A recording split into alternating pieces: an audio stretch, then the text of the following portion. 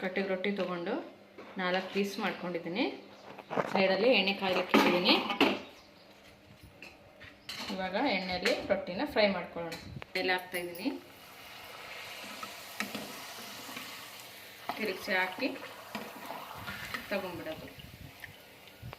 ಇವಾಗ ಮಿಕ್ಕಿರೋ ಸಹ ಎಲ್ಲನೂ ನಾನು ಈಗ ಎಣ್ಣೆಯಲ್ಲಿ ಫ್ರೈ ಮಾಡ್ಕೊಂಡು ಬರ್ತೀನಿ. ಸ್ವಲ್ಪ ಖಾರ ಪುಡಿ ಹಾಕ್ಕೊಳ್ಳಿ, ಸ್ವಲ್ಪ ಗರಂ ಮಸಾಲ, ಮೇಲೆ ಶೇಂಗಾ ಪುಡಿ,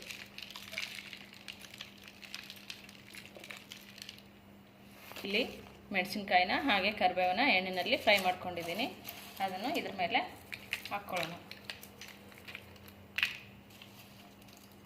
ಇದು ಬಂದು ಈರುಳ್ಳಿ ಹಾಗೆ ಕೊತ್ತಂಬರಿನ ಸಣ್ಣಗೆ ಹೆಚ್ಚಿಬಿಟ್ಟು ಕಲಸಿದ್ದೀನಿ.